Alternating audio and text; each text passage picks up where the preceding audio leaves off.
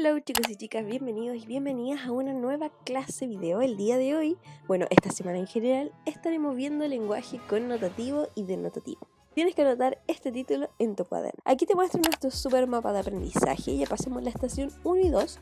La 1 era del 29 de junio, que mediante un video nosotros aprendimos el concepto de literatura, lenguaje objetivo y subjetivo, más una actividad con pauta.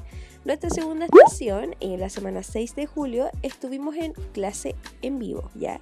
Y esta vez vimos la ambigüedad y la anfibología como para poder profundizar este concepto de recursos literarios. Y allí vimos actividades de aplicación, pero las hicimos en conjunto.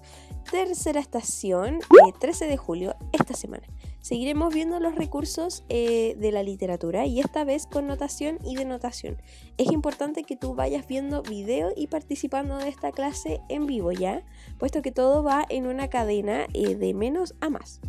Y como ven, aquí abajito está el objetivo, el cual tienes que anotarlo y dice así: identificar el valor denotativo y connotativo de las palabras para facilitar la comprensión de textos y recursos literarios.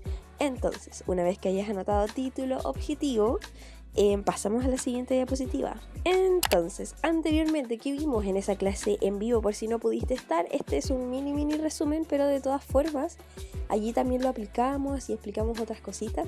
Por si quieres ir a verlo, está en Skype, ¿ok? Ya, entonces, anteriormente, ambigüedad y anfibología. Primero, ¿qué es ambigüedad? Bueno, ambigüedad es un comportamiento, expresión o frase que puede entenderse o interpretarse de diversas maneras. Esto es una definición de diccionario, ¿ok? Entonces, con ambigüedad nos referimos a que es algo que puede causar interpretaciones que son erróneas, que se pueden malinterpretar en definitiva.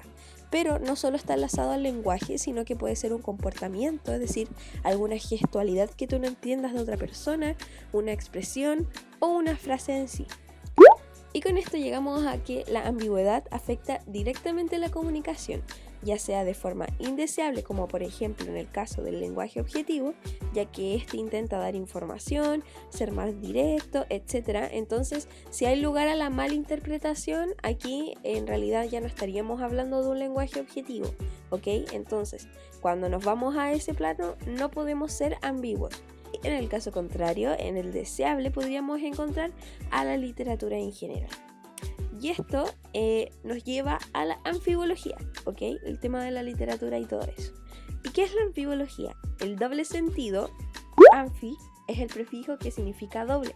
Así que en esto tienes que tenerlo muy claro. Anfibología siempre es doble sentido. ¿Y de qué? De una palabra o una frase que puede provocar dudas e interpretaciones erróneas, ¿ya? Entonces, si nos evocamos solo en este plano, podríamos decir, ya, pero es igual a la ambigüedad, pero aquí aparece lo que es diferente.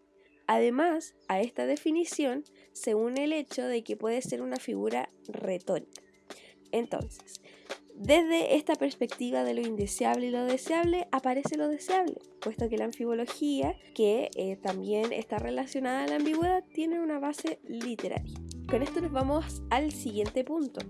La anfibología, también puede tener una interpretación errónea, como ya lo habíamos dicho, pero también puede tener un fin estético. ¿Y a qué está relacionada? Principalmente al humor, a la poesía, a la publicidad, entre otras cosas. Entonces aquí, como yo les contaba anteriormente, ya aparece un poquito de lo que es la literatura.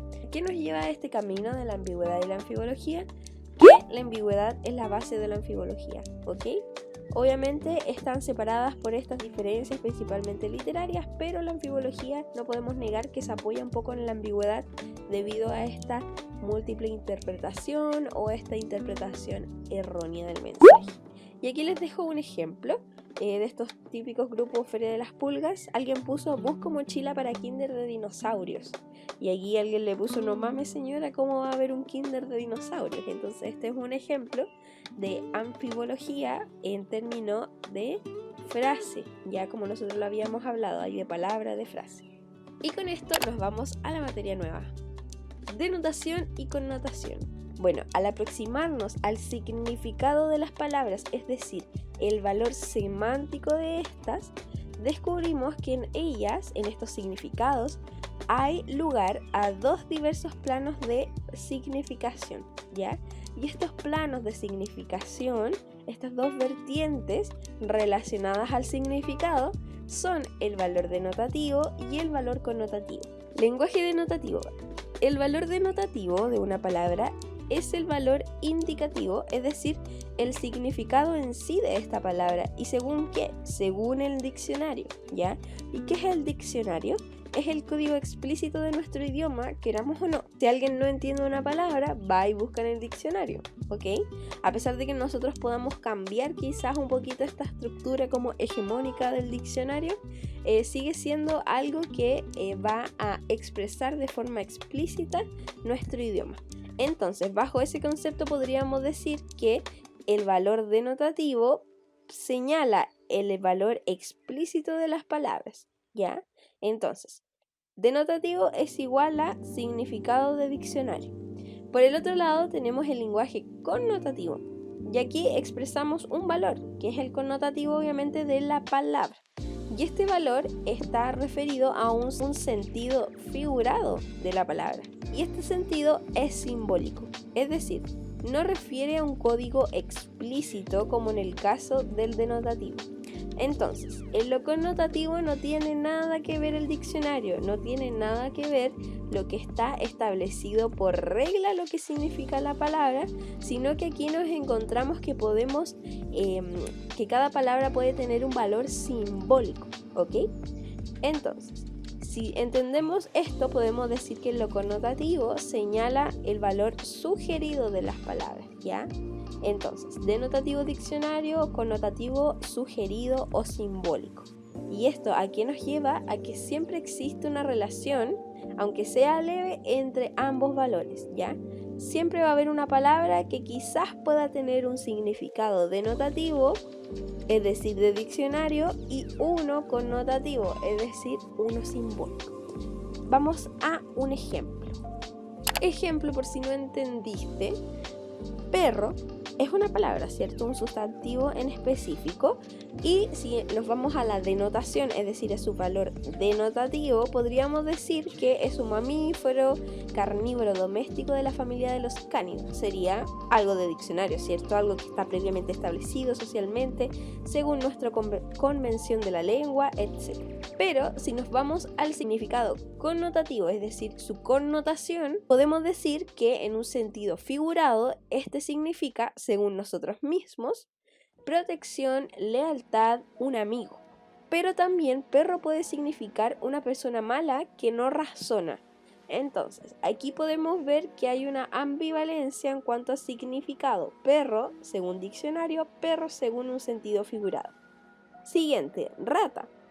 Según la denotación, es un mamífero roedor más grande que el ratón, de pelo vasto y rígido. Y podemos mencionar muchas cosas más, según el diccionario. En este caso, de la connotación, rata no tiene un valor agregado en cuanto a un animal, sino que refieren a personas. Entonces, la rata, en este caso de la connotación del sentido figurado, sería ladrón, persona tacaña, o incluso las personas que les gusta jugar mucho videojuegos, como los gamers. A esas personas se les llama rata. Entonces podríamos ver que hay un lenguaje claramente figurado. Tercer ejemplo, mano.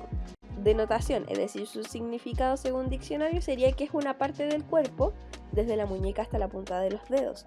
Pero ¿cuál sería su sentido simbólico, es decir, la connotación?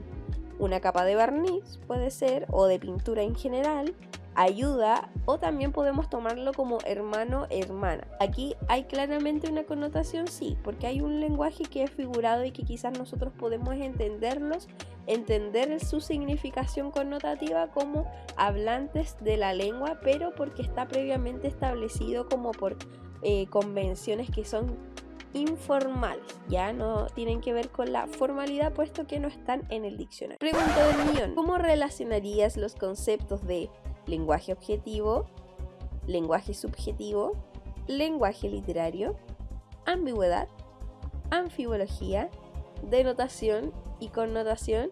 Aquí quiero que realices un mapa conceptual. No es necesario que me pongas todas las definiciones, sino que con los conceptos ya está bien. Quiero ver cómo se relacionan, si uno tiene que ver con el otro, cómo están distribuidos en tu mente, cómo los posicionas, si hay alguno más arriba que otro. Allí obviamente quiero que tú me muestres que has entendido. Ahora sí que sí, mini actividad. Vamos a crear un diccionario en conjunto. Pero para ello tú, como estudiante, vas a seleccionar 6 palabras que contengan un valor denotativo y uno connotativo, tal cual yo te mostré en el ejemplo, pero aquí te voy a dejar otro, ¿ya? Que no estén en los ejemplos dados, ¿ya? No me sirve que me copies los que yo ya di. Necesito que tú encuentres palabras que tengan un significado, un valor en realidad, denotativo y connotativo. Cada palabra que tú escojas deberá tener su correspondiente explicación asociada a cada término y un ejemplo de su uso en una oración. Te muestro un ejemplo allí para que no quedes colgado o colgada. Entonces tú vas a poner mi diccionario allí en tu cuaderno, vas a poner estas clasificaciones en calipso que están arriba, palabra, denotación, connotación, ¿ok? Y allí vas a ir clasificando tus definiciones, tanto simbólicas como de diccionario. Por ejemplo, aquí tenemos la palabra gallo. Esta palabra es un sustantivo, ¿cierto? Entonces, según su significado de denotación, podríamos decir que se utiliza para denominar al ave doméstico. Incluso aquí podría entrar a explicar sus detalles, puesto que en el diccionario está que tiene unos espolones, que tiene pies ásperos, o quizás que sus plumas son de cierto color, o que dominan frente al aspecto de la hembra, etcétera, etcétera, etcétera. Todo lo que uno pueda sacar de un diccionario, ¿ok? Entonces, gallo, según la denotación, es un ave doméstica. Y aquí yo puse un ejemplo en una oración de cómo podría utilizar la palabra gallo en una oración denotativa. Ejemplo: los gallos se caracterizan por las patas escamosas, pico arqueado y una cresta roja sobre su cabeza. ¿Es denotativa? Sí. ¿Da lugar a la interpretación connotativa? En este caso no, porque dejo claro que me estoy refiriendo al ave doméstica. Por el otro lado tenemos la connotación de esta misma palabra, y con la connotación podríamos decir que yo interpreto que gallo es un hombre desconocido, y esta se suele usar con un tinte despectivo, ¿ya? Y aquí podría agregar muchas más explicaciones o quizás referencias, si es que obviamente yo las conozco o yo las averiguo, etc. Y aquí pongo un ejemplo de lo que sería el uso de la connotación en una oración.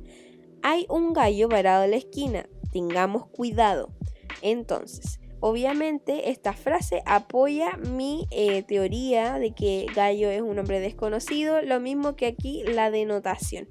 Entonces esto es lo que tú tienes que hacer con 6 palabras distintas, no de las que aparecían acá en todos los ejemplos. Entonces, una vez dicho esto, veamos la pautita bebé, pautita chiquitita de esta semana. Aquí tenemos los criterios. El primero dice seleccionar 6 palabras con valor denotativo y connotativo, ¿ya? Una palabra que tenga ambos valores, ¿ok? No quiero que me busques finalmente 12 palabras, quiero que entiendas que son solo 6. Este ítem vale 3 puntos, es decir, 0,5 cada respuesta correcta, cada palabra. 2. Explica el valor denotativo y connotativo de cada palabra. Este resulta coherente, ¿ya? Entonces aquí tiene que ver con las explicaciones que tú me des por cada palabra y esta tendrá un valor de 6 puntos, 0,5 cada respuesta correcta. Tercer criterio. Ejemplifica con una oración pertinente cada caso de denotación y connotación. 6 puntos, 0,5 cada respuesta correcta. 4. Entrega la actividad en el plazo estipulado, viernes 25 de julio. Vas a tener bastante tiempo, pero te recomiendo no estar a última hora, puesto que después se nos juntan ahí muchas cosas. Ahí, si lo entregas en el plazo correcto, vas a tener un punto. En total, puedes optar a tener 16 puntos. Y aquí, obviamente, yo voy a ir calificando tu respuesta. Y último, noticia, tenemos Instagram de la asignatura. Síguenos en @profes_cool, ¿ok? Aquí vamos a estar publicando información, contenido, respondiendo preguntas mediante estos mini videos. También ya hemos publicado varias cositas en cuanto a redacción, por ejemplo el uso de la coma, los conectores, etcétera, etcétera, etcétera. Entonces aquí vas a obtener todo este tipo de ayuda para que ahí nos vayas a seguir y también nos recomiendes, ¿por qué no? Entonces, sin más que decir, nos vemos.